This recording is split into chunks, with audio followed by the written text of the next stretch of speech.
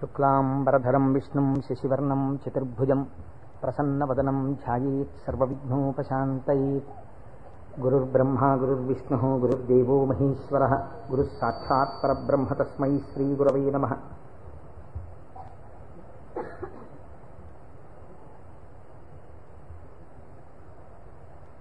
వ్యాసాయ విష్ణురూపాయ వ్యాసరూపాయ విష్ణవే నమో వై బ్రహ్మనిధయే వాసిష్ఠాయ నమో నమః. కూజంతం రామ రామేతి మధురం మధురాక్షరం ఆరుహ్య కవితాశాఖాం వందే వాల్మీకికోకిలం. శ్రుతిస్మృతిపురాణానాం ఆలయం కరుణాలయం నమామి భగవత్పాదశంకరం లోకశంకరం. వాగర్ధావివ సంపృక్తౌ వాగర్ధ ప్రతిపత్తయే జగతః పితరౌ వందే పార్వతీపరమేశ్వరౌ. సూక్తిం సమగ్రయతున స్వయమేవ లక్ష్మీః శ్రీరంగరాజమహిషీమధురైకటాక్షైః. వైదగ్ధ్యవర్ణగుణగుంభనగౌరవైర్యాం కండూలకర్ణకుహరాः కవయోధయంతి. హైమోర్ధ్వపుండ్రమజహన్మకుటం సునాసం మందస్మితం మకరకుండలచారుగండం బింబాధరం బహుళదీర్ఘకృపాకటాక్షం. శ్రీవేంకటేశముఖమాత్మని సన్నిధత్తాం మనోజవం మరుతతుల్యవేగం జితేంద్రియం బుద్ధిమతాం వరిష్టం. వాతాత్మజం వనరయూధముఖ్యం శ్రీరామదూతం శిరసా నమామి. ఆపదామపహర్తారం దాతారం సర్వసంపదాం లోకాభిరామం శ్రీరామం భూయో భూయో నమామ్యహం. సింధూరారుణ విగ్రహాం త్రినయనాం మాణిక్యమౌళిస్ఫురత్తారానాయకశేఖరాం స్మితముఖీం ఆపీనవక్షోరుహాం. పాణిభ్యాం అడిపూర్ణరత్నచషకం రక్తోత్పలం బిభ్రతీం సౌమ్యాం రత్నఘటస్థరక్తచరణాం ధ్యాయేత్ పరేదంబికాం. హరి ఓం. పరమేశ్వర స్వరూపమైన సభకి నమస్కారం. ఇది ఉత్తరాయణ పుణ్యకాలం. దక్షిణాయనం పూర్తయి మనం ఉత్తరాయణంలోకి ప్రవేశించాం. ఈ ఉత్తరాయణ పుణ్యకాలంలో శివనామం ఒక్కసారి పలికిన వారు ఎవరైనా ఉన్నారా అని గమనిస్తారట. అంత మహోత్కృష్టమైన కాలం. విశేషించి అదృష్టం ఏమిటంటే మనం ప్రతిరోజు ప్రదోష వేళలో ఈ ఉపన్యాసాన్ని ప్రారంభం చేస్తాం. ప్రదోష వేళ పార్వతీ పరమేశ్వరుల యొక్క అర్ధనారీశ్వర స్వరూపంగా శాస్త్రం భావన చేస్తుంది. అంత పరమ పవిత్రమైనటువంటి అసుర సంధ్య వేళలో సాక్షాత్తుగా శంకరుడు వృషభవాహనారూఢుడై ఈ భూమండలం మీద తిరుగుతూ శ్రీశైల పర్వతం మీద ఒక్కసారి దిగుతారట.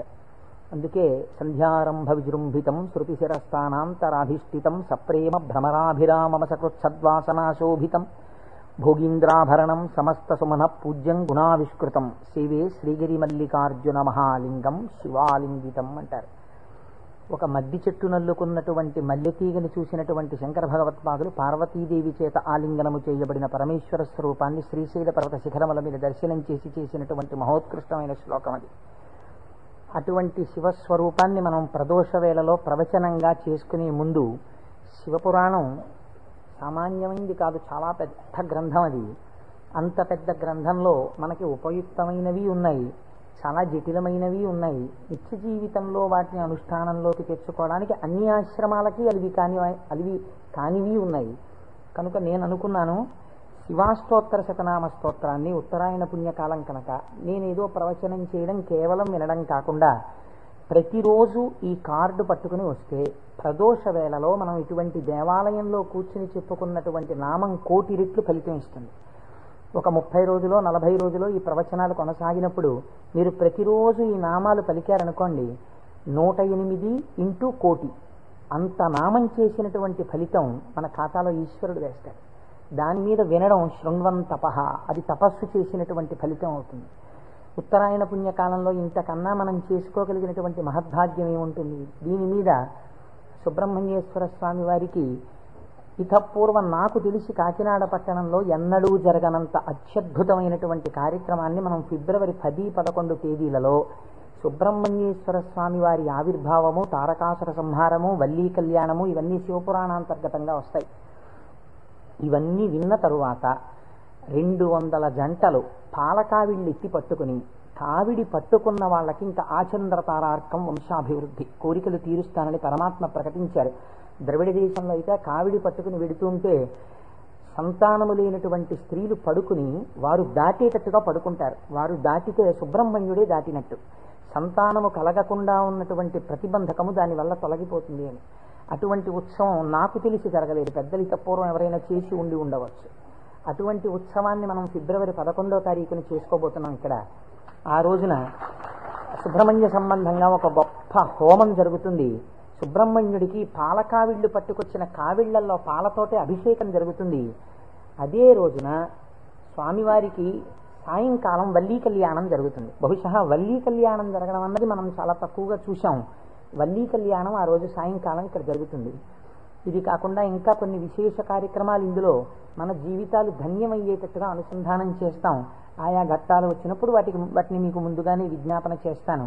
కనుక శివపురాణాన్ని మనం శివాష్టోత్తర శతనామ స్తోత్రంతో అనుసంధానం చేసుకుంటే ఈ ప్రవచనాలు అయిపోయిన తరువాత కూడా మీరు ఎప్పుడైనా ఇంటి దగ్గర కూర్చుని నామాలు చదువుకుంటుంటే మనస్సు తొందరగా రమిస్తుంది. ఎందుచేత అంటే శివో మహేశ్వర శంభు పినాకి శశిశేఖర అని చదవడం వేరు. శివ అనగానే మొదటి నామం దగ్గర మీకు కొన్ని విషయాలు జ్ఞాపకానికి వచ్చాయనుకోండి, మనస్సు ఏమవుతుందంటే అటు ఇటు వెళ్ళదు, అందులోకి వెళ్ళిపోయి ఏదో ఒక నామంలో ఒక ఘట్టం ఏదో మీకు జ్ఞాపకం వచ్చి దాని గురించి ఆలోచిస్తూ మీరు నామాలన్నీ చదివేశారనుకోండి, ఇప్పుడు మీరు 108 నామాలు దీక్షతో తపస్సుగా చేసిన ఫలితం వస్తుంది. అది అర్థం తెలియకుండా చదువుతున్నారనుకోండి, మనస్సు చించలమై ఎక్కడికో వెళితే నామం చెప్పిన ఫలితం ఉంటుంది, కానీ మనస్సు లగ్నం కాదు. మనస్సుని కూడా ఏకీకృతం చేసేటటువంటి ప్రయత్నంలో భాగంగా శివమహాపురాణాన్ని శివాష్టోత్తర శతనామ స్తోత్రంతో అనుసంధానం చేస్తే మనందరికీ ఎక్కువ ప్రయోజనకరంగా ఉంటుంది అని నాకు అనిపించింది. పైగా అందరూ చక్కగా ప్రదోష వేళలో శివనామం చెప్పేటటువంటి అదృష్టాన్ని పొందుతారనిపించింది. నేను అంటాను, మీరు కూడా అనండి. ఇది అయిన తర్వాత నేను ప్రవచనం ప్రారంభం చేస్తాను. ఇవాళే కాదు, ప్రతిరోజు. ఇవాళంటే కొద్దిగా మనకు ప్రారంభం కాబట్టి ఆలస్యం అయింది, రేపటి నుంచి అలా ఉండదు ఖచ్చితంగా. ఎందుకంటే ప్రదోష వేళలో ఈ నామాలు చదవాలి కాబట్టి 6:30 అయ్యేటప్పటికి నామాలు చదవడం ప్రారంభం చేసేస్తాం. ఎందుకంటే ప్రదోష వేళలో చదివినటువంటి దాని ఫలితం మీరు శివమహాపురాణంలో విందురు గాని దాని శక్తి ఎలా వెళ్ళిపోతుందో చూద్దురు గాని. ధ్యాన శ్లోకం చెప్పండి. ధవలవపుషమిందోర్ మండలే సన్నివిష్టం భుజగవలయహారం భస్మదిగ్ధాంగమీశం మృగయ పరశుపాణిం చారు చంద్రార్ధమౌళిం హృదయ కమల మధ్యే సంతతం చింతయామి. శివో మహేశ్వర శంభు పినాకీ శశిశేఖర వామదేవో విరూపాక్ష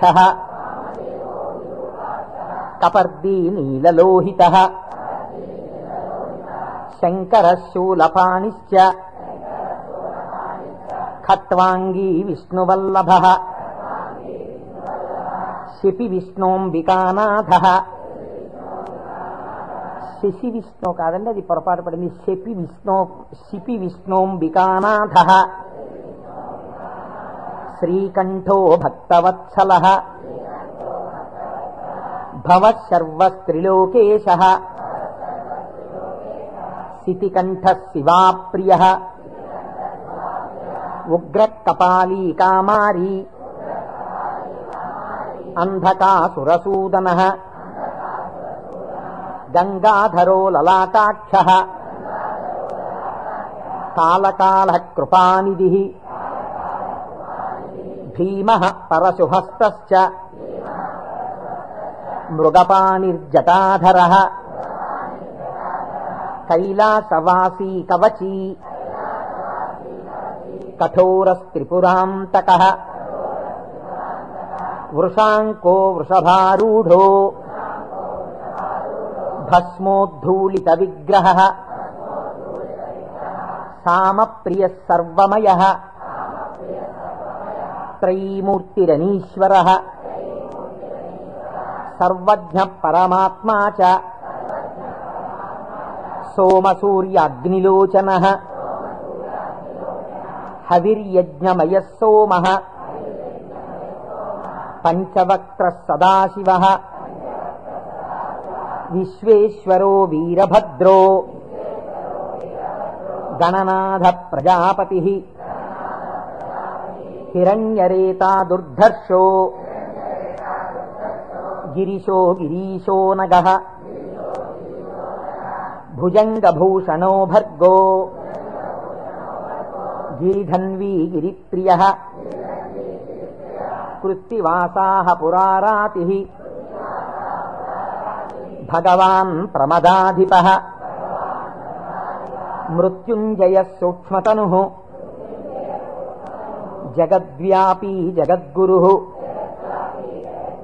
వ్యోమకేశో మహాసేనః మహాసేన జనకశ్చారు విక్రమః రుద్రో భూతపతిస్థాణుః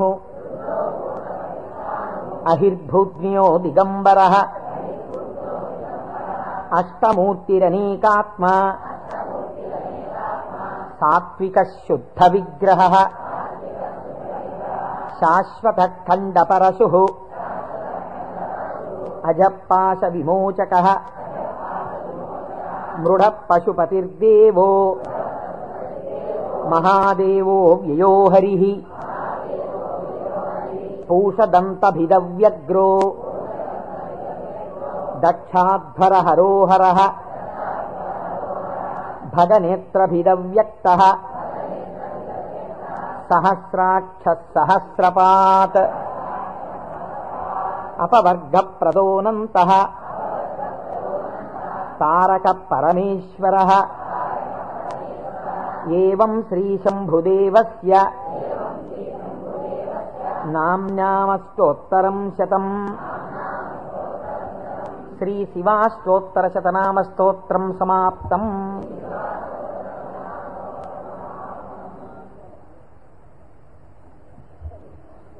హరి ఓం.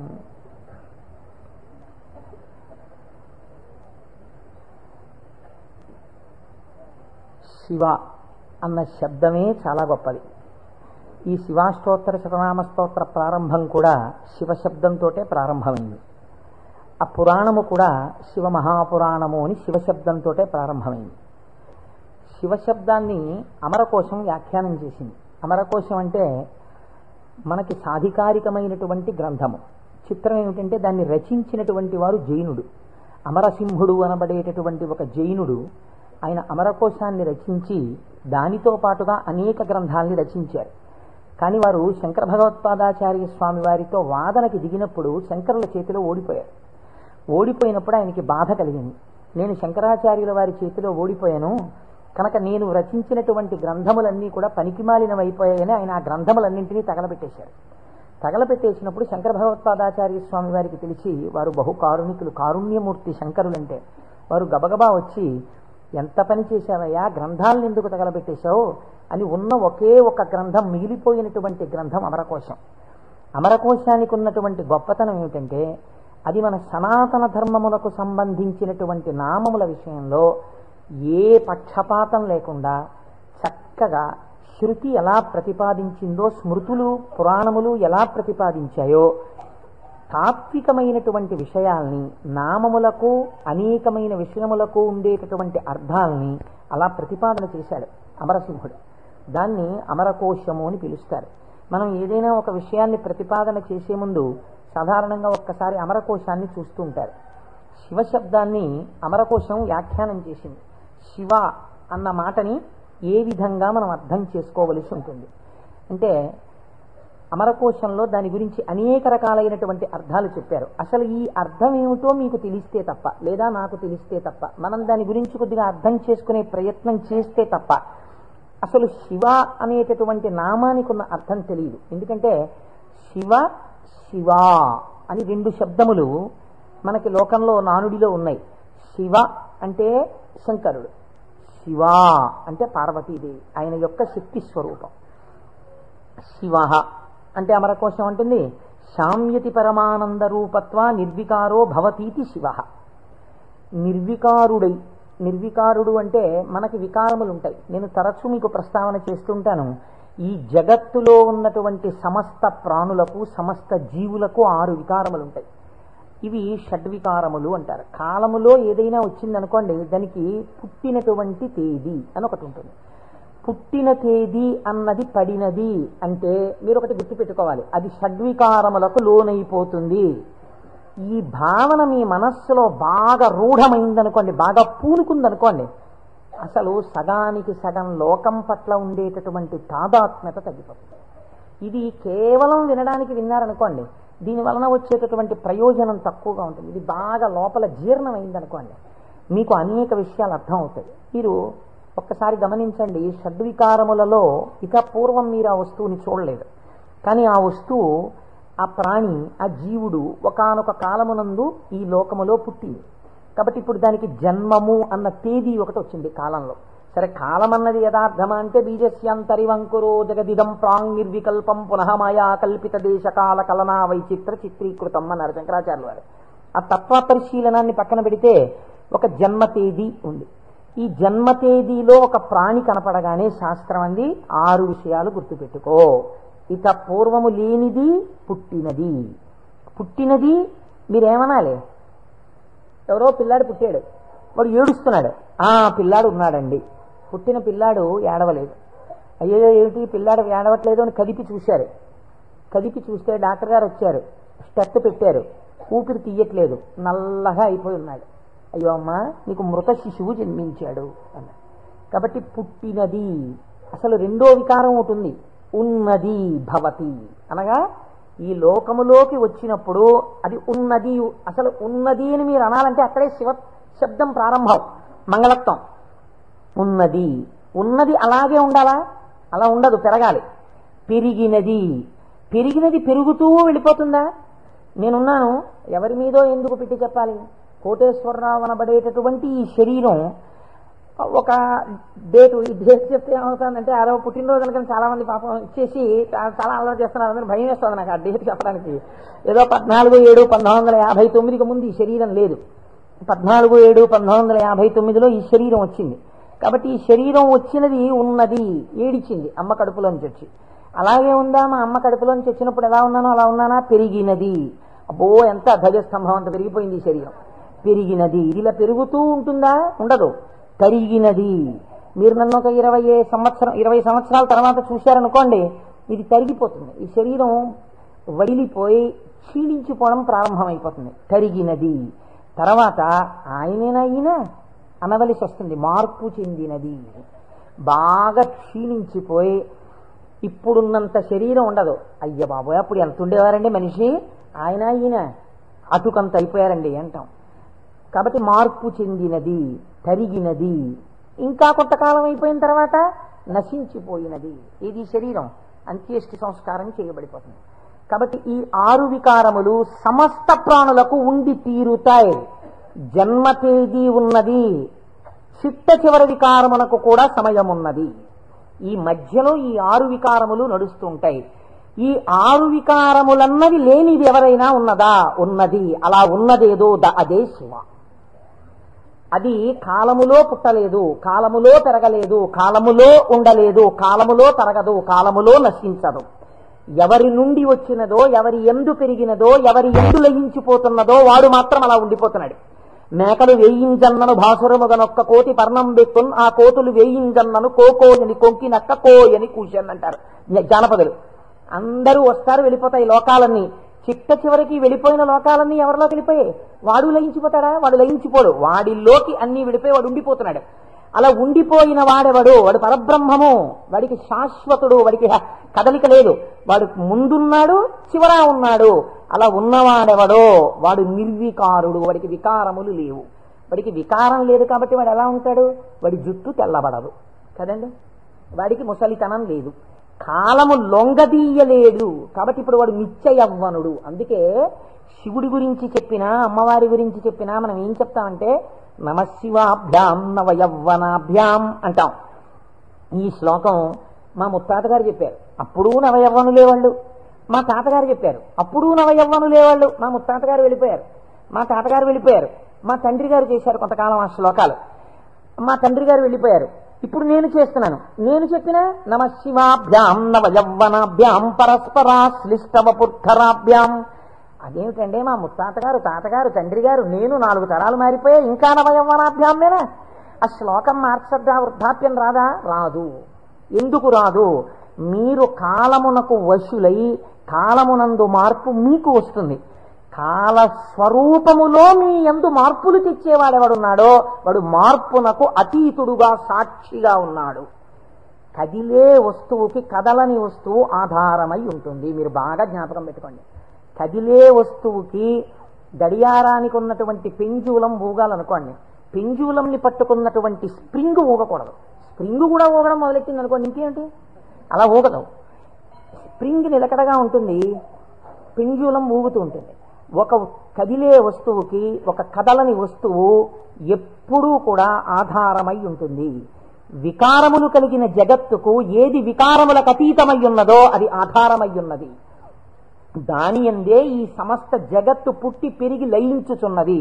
అటువంటిదేదో అది వికారాతీత స్థితి కలిగినటువంటి పరబ్రహ్మము. దానిని నువ్వు ఒక నామవాచకంతో పిలవాలనుకుంటే శివ అని పిలవవచ్చు. కాబట్టి ఇప్పుడు శివశబ్దం ఎవరిని చెప్తోంది?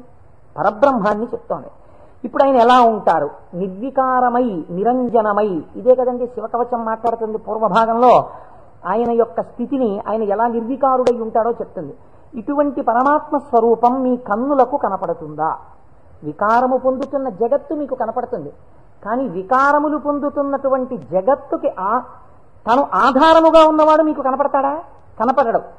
ఈయనకి ఒక రూపం తీసుకొచ్చి చూస్తే ఎలా ఉంటాడు అంటే, అమరకోశంలో ఎంత అందంగా మాట్లాడాడో చూడండి. అమరసింహుడు పరమానంద రూపత్వ, ఆయన పరమానందమును పొందుతూ ఉంటాడు. ఎందుకని? మన అందరికీ సుఖ దుఃఖాలని ద్వంద్వాలుంటాయి, ఎప్పుడూ ఆనందంతో ఉండం. ఆయనకి వికారాలు ఏమీ లేవు, అందుకని ఆయన ఎప్పుడూ పరమానందంతో ఉంటాడు. ఎక్కడుంది పరమానందం? బయట ఉన్న వస్తువుల వల్ల ఆనందం కాదు, లోపలే ఉంది ఆనందం. ఆ ఆనందంతో తన్మయాన్ని పొందుతూ ఉంటాడు. అది నోటితో చెప్పడం కుదరదు. ఇప్పుడు ఎలా చెప్పాలి అంటే, పద్మాసనం వేసుకుని చేతులు రెండు ఇలా పెట్టుకుని కన్నులు ఇలా అరమోట్పు కన్నులతో ఉండి తనలో తాను రమిస్తూ కనపడుతుంటాడు. శంకరుడి యొక్క ఫోటో మీరు చూశారనుకోండి, చూస్తే ఆయన అరమోట్పు కన్నులతో కూర్చుని సంతోషంతో ఆనందంతో ఉన్నట్టుంటాడు. ఇందులో ఇంకా లోకరక్షణ హేతువుగా అభయముద్ర పట్టినట్టుగా ఉంది. ఆయన అరమోట్పు కన్నులతో ఆనందంతో రమించిపోతున్నట్టుగా ఉంటుంది శివస్వరూపం. అంటే ఘనీభవించినటువంటి ఆనంద స్వరూపమే పరమాత్మ యొక్క స్వరూపం.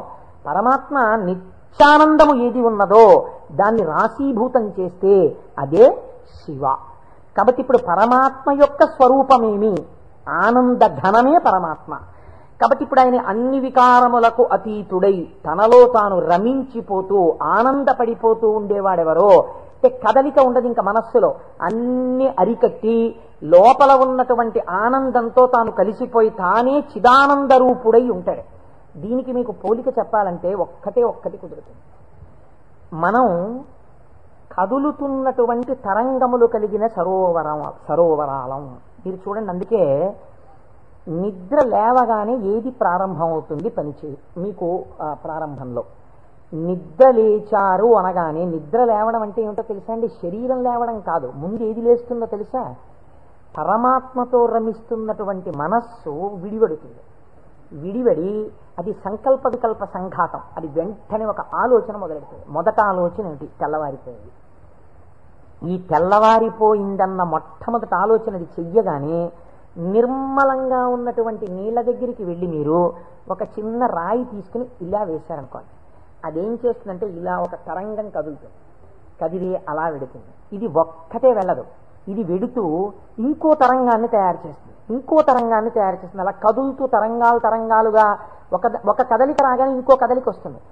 తెల్లవారిపోయింది, ఇవాళే నువ్వు శివమహాపురాణం మొదలెట్టాలి, ఇవాళే నువ్వు ఫలానా వాళ్ళ ఇంటికి వెళ్ళి ఒక్కసారి ఆశీర్వచనం చెయ్యాలి, చూసావా తెల్లవారిపోతుంది గబగబా సంధ్యావందనం చెయ్యాలి. ఒకదాని వెనక ఒకటి సంకల్పాలు వచ్చేస్తాయి. ఇవి సుఖములకు దుఃఖములకు కూడా హేతువులు అవుతూ ఉంటాయి. ఈ సంకల్పాతీతుడై సంకల్పములు దేనిలోంచి పుడుతున్నాయో అది తానై నిరంజన స్వరూపమై ఆనంద ఘనమై కూర్చున్నవాడెవరో వాడు పరమాత్మ, వాడు శంకరుడు. కాబట్టి శివుడు ఆయన ఇక్కడే సమస్తాన్ని చూస్తుంటాడు. అటువంటి ఆనంద ఘనమునకు శివ అని పేరు. ఇప్పుడు దీనివల్ల మీకు ఏం తెలుస్తోంది? మనుష్య జన్మ యొక్క చిట్ట చివరి ప్రయోజనం ఏమి? ఆ ఆనందము మీరే అగుక. అటువంటి ఆనంద స్వరూపులుగా మీరు మారడమే మనుష్య జన్మ యొక్క ప్రయోజనం. దానికే మోక్షము అని పేరు. కాబట్టి ఇప్పుడు అటువంటి మోక్షస్థితిని పొందాలనుకున్న వాళ్ళకి ఎవరు ఆరాధ్య దైవము? శివుడే. కాబట్టి శివయోకోధ్యేయ శివంకర. కాబట్టి ఏమండి మీరు చెప్పింది బాగుంది, కానీ మేము గృహస్థాశ్రమంలో ఉన్నాం కదా, మాకు భార్య బిడ్డలు ఉన్నారు కదా, మాకు సంకల్పాలు ఏవి వద్దు అని మేమందరం కూడా ఇలా ముక్కు మూసుకుని లేచిన దగ్గర నుంచి ఏదో సంధ్యావందనం చేసుకుని ఒక పూజా మందిరంలో ఇలా కూర్చుండిపోతే మనస్సుని అంతర్ముఖం చేసే ప్రయత్నం చేస్తూ ఏదో లోపల ఉన్నటువంటి ఆ వస్తువుని కనిపెట్టే ప్రయత్నం చేస్తూ మేము ఉండిపోతే నా భార్య పరిస్థితి ఏమిటి, నా పిల్లల పరిస్థితి ఏమిటి? అసలు మరి గృహస్థాశ్రమంలో ఉండి కొన్ని కోరికలంటూ ఉంటాయి కదా, మరి తప్పదు కదా. అప్పుడు ఈ స్వరూపాన్ని పట్టుకుంటే ఉపయోగమే ఉండదా? ఆయన ఇంకేమీ అలా కోరికలు తీర్చడాలు అలా ఏముండవా? కేవలం ఆనందం మోక్షం ఇంటి అనే పరిస్థితి కాదు. కాదు అమరకోశం అంది వెంటనే మండి, చేరతే సజ్జన మనాం స్మస్మిన్నితిగా, ఈయన యందు సజ్జనుల యొక్క మనస్సు రమించుచుండును. ఈ మాటని మీరు చాలా గట్టిగా పట్టుకోవాల్సి ఉంటుంది. మీకు చూడండి, నేను ఇంతకన్నా మీకు ఉదాహరణ చెప్పడానికి సాధ్యం కాదు. ఇంకా వంటింట్లో ఒక పంపు ఉంటుంది, బాత్రూంలో ఓ పంపు ఉంటుంది, వరండాలో ఒక పంపు ఉంటుంది వాష్ బేసిన్ దగ్గర. మీకు ఇంకా అవసరం అనుకున్నారనుకోండి, ఏదో మీరు భోజనాలు చేసే గదిలో చేతులు కడుక్కోవడానికి ఒక పంపు ఉంటుంది. ఇన్ని పంపుల్లోనూ మీకు ఏకకాలమునందు ఎక్కడ విప్పినా నీళ్లు రావాలనుకోండి, ఏది నింపాలి? ఏ పంపు కొట్టంలో నీళ్లు పోస్తారా? ఓవర్ హెడ్ వాటర్ ట్యాంక్లో నీళ్లు పోస్తారు. ఓవర్ హెడ్ వాటర్ ట్యాంక్లో నీళ్లు పోస్తే అన్ని పంపుల్లోనూ నీళ్లు వచ్చినట్టు శివస్వరూపాన్ని పట్టుకుంటే అది ఏ రూపంగా, ఏ రకంగా, ఏ విభూతితో, ఏ లక్షణంతో, ఏ గుణంగా మీ మనస్సు ఇష్టపడిన ఏ విధానంగా ఒక్కదాన్ని మీరు పట్టుకుని రమించిపోవడం ప్రారంభించినా అది మీకు కావలసిన సమస్తాన్ని ఇస్తుంది. అలా ఇవ్వగలదు. దానికి ఆ శక్తి ఉన్నది. అది మిమ్మల్ని కాపాడుకుని వస్తుంది. మీరు చూడండి, గొడుగు ఒక్కటి ఇలా పట్టుకున్నారండి, ఇలా గొడుగు పట్టుకుని వెళ్ళిపోతున్నారు. ఇలా గొడుగు పట్టుకు వెళ్ళిపోతుంటే బయట మంచి ఎండ కాసింది. ఇప్పుడు ఆ గొడుగు మిమ్మల్ని రక్షిస్తుందా, రక్షించదా? రక్షిస్తుంది. మీరు వెళ్ళిపోతుండగా మంచి మబ్బు పట్టి వాన ప్రారంభమైంది. గొడుగు రక్షిస్తుందా, రక్షించదా? రక్షిస్తుంది. వాన తగ్గిపోతోంది, ఇంకా కొద్దిగా ఎండ వస్తే బయలుదేరదాం అనుకుని మీరు చెట్టు కింద నించున్నారు. ఒక పక్షి పైనుంచి రెట్ట వేసింది. మీ మీద పడకుండా గొడుగు రక్షిస్తుందా, రక్షించదా? రక్షిస్తుంది. ఒక గొడుగు మీకు శీతలము నుండి, ఉష్ణము నుండి, జలధార నుండి, పక్షి రెట్ట నుండి ఇన్నిటి నుంచి కాపాడినప్పుడు పరమాత్మని పట్టుకున్న వాడి కోరికలు కూడా అన్ని భంగులా తీరుతాయి. మీకు ఏది కావాలో అది వాడు ఇవ్వగలడని మీరు ఎలా అనుకోవట్లేదు? అచేతనమైన ఒక గొడుగు మీకు ఇన్నింటిని ఇవ్వగలిగినప్పుడు మీరు పట్టుకున్న పరమాత్మ మీకు ఏది అవసరమో అది మీకు ఇవ్వడని మీరు ఎలా అనుకుంటున్నారు? మీకు ఏది కావాలో మీరు అడగక్కర్లేకుండా మీకు తీరుస్తాడు. అది గొప్ప. మీరు శాస్త్రంలో ఒక మర్యాద తెలుసుకోవాలి. మీరు అడిగితే ఇచ్చినవాడు గొప్పవాడు కాదండి. మీరు వెళ్ళి అడిగారనుకోండి, వెంటనే మీరు జీవితంలో చాలా దిగజారిపోయిన వ్యక్తులైపోతుంది. ఒకరి దగ్గరికి వెళ్ళి, అయ్యా నాకు ఇది లేదండి, నన్ను మీరు కొంచెం అనుగ్రహించి నాకు ఇది కలిగేటట్టుగా మీరు చెయ్యండి అని అడిగారనుకోండి, వాచికంగా నోరు విప్పి ఒకరి దగ్గరికి వెళ్ళి నాకు ఇది ఇప్పించండి అని అడిగినప్పుడు ఆత్మహత్యా సదృశమే. వాడు చచ్చిపోయినంత బిడియపడిపోతాడు. ఎవరు శీలమున్నవాడు బెంగ పెట్టుకుంటాడు. నోరు విప్పి అడగడమా, వెళ్ళి నాకు ఇది ఇవ్వండి అని ఎలా అడగను అంటాడు. అడగలేడు. అందుకే మనకి పూర్వకాలంలో మీకు తెలుసో తెలీదో, మీసంలో ఒక వెంట్రుక తాకట్టు పెట్టి అప్పు తెచ్చుకునేవారు. మీసంలో వెంట్రుక తాకట్టు పెడితే అప్పు ఇవ్వడం ఏంటండి? అంటే వాళ్ళ రోషానికి చిహ్నం అది. ఎన్నడూ నేను ఒకరిని చెయ్యి అడగలేదురా, చెయ్యి జాపి అడగలేదు. అటువంటి వాణ్ణి నిన్ను అడుగుతున్నాను. నేను ఇంత సిగ్గుపడిపోయానడానికి ఉదాహరణ ఏమిటో తెలుసా? ఈ వెంట్రుక ఒకటి నీ దగ్గర పెట్టుకో, మళ్ళీ తీర్చిన నాడు ఈ వెంట్రుక తీసుకెళ్తాననేవాడు. వాడి రోషానికి, వాడి శీలానికి ఆ వెంట్రుకని ప్రాతిపదికగా తీసుకుని అప్పించేవారు పూర్వం. అందుకే నా మీసంలో వెంట్రుక తాకట్టేశాననేవారు పూర్వం. కాబట్టి ఒకరి దగ్గరికి వెళ్ళి అడగడం అంటే అంత చిన్నతనం. పరమాత్మ అయినా మిమ్మల్ని అలా చిన్నబుచ్చి ఇస్తాడని మీరు ఎలా అనుకుంటున్నారు? గొడుగు పక్షి రెట్ట నుంచి నన్ను కాపాడు, వాన పడితే కాపాడు, ఎండగా ఉంటే కాపాడు, పైనుంచి ధూళి పడకుండా కాపాడు, ఓ గడుగా నన్ను రక్షించు అని మీరంతా స్తోత్రం చేసి వేసుకుంటున్నారేంటి? ఇలా విప్పిలా పట్టుకుంటే అంతే రక్షించేయడం దాని ప్రయోజనం. అలా మీరు శివస్వరూపాన్ని పట్టుకుంటే, ఎలా పట్టుకున్నా సరే, అంటే ఎలా పట్టుకోవాలంటే అభిషేకాలు చేయాలా, పూజలు చేయాలా, లేకపోతే దాని స్వరూపం బాగా తెలుసుకోవాలా, అర్థం అవ్వాలా? కాదు. మీ మనస్సు ఏదో ఒక విషయంలో రమించింది అంతే, అది చాలు. మిమ్మల్ని మీకు రక్షణ కల్పించడానికి అది హేతు అవుతుంది. మీకు నేను ఒక ఉదాహరణ చెప్తాను. మీరు దాని వలన దీని వ్యాఖ్యానాన్ని బాగా పట్టుకోగలుగుతారు. నాయనార్లని మళ్ళీ నేను ఏదో లౌకికమైన ఉదాహరణ ఎందుకు తేవాలి, మనకి 63 నాయనార్లు ఉన్నారు. అంటే శివుని యొక్క అనుగ్రహము చేత తరించిపోయిన మహాపురుషులు. ఆ 63 నాయనార్లో గుగ్గుల కలయ నాయనార్ అని ఒక ఆయన